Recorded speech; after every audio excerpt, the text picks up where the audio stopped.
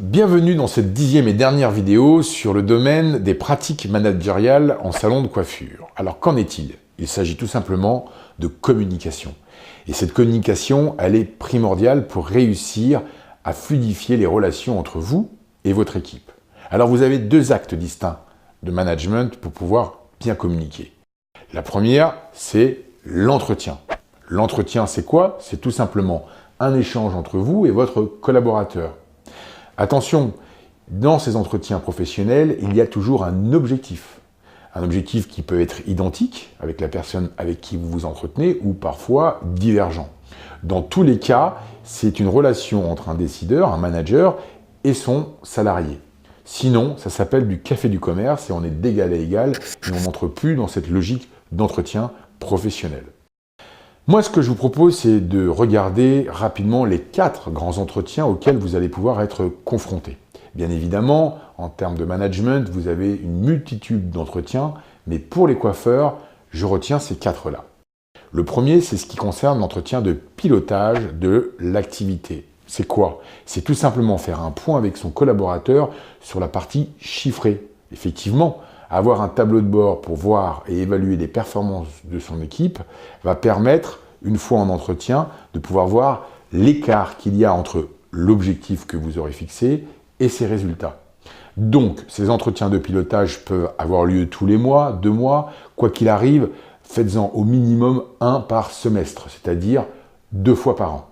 Il permettra d'éviter d'avoir trop de différences entre ce que vous attendez de votre collaborateur et ses résultats. Quoi qu'il arrive, c'est des moments forts où vous faites le point sur ce qui ne va pas, mais également ce qui va bien, et de voir avec lui comment corriger, rectifier le tir. C'est essentiel et c'est ce qui permet également de motiver le collaborateur.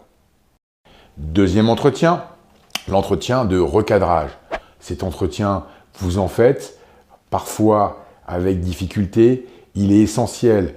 Il sert à quoi? Il sert simplement à recadrer un collaborateur qui a un écart entre son comportement et la règle établie dans le salon. Cet entretien, retenez-le, doit avoir lieu dans un lieu neutre et il va falloir avoir des éléments factuels pour pouvoir le réussir.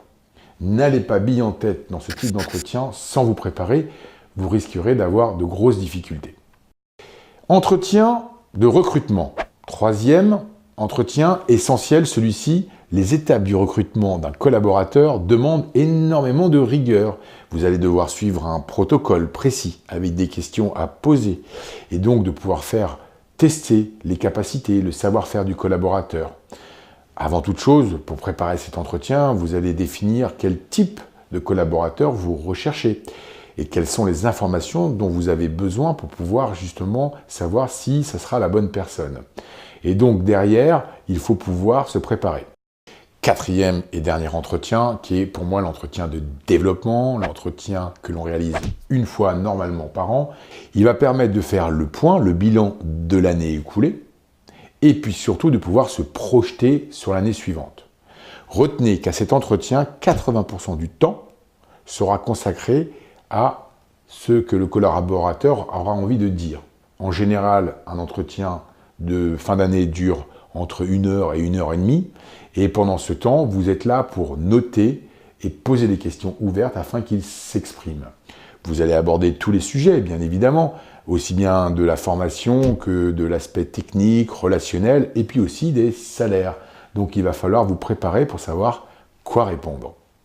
Rappel, une petite chose, si vous, manager, vous pouvez convoquer un collaborateur quand il le souhaite pour un entretien, ce dernier peut également en solliciter un auprès de son responsable. Ça marche donc dans les deux sens.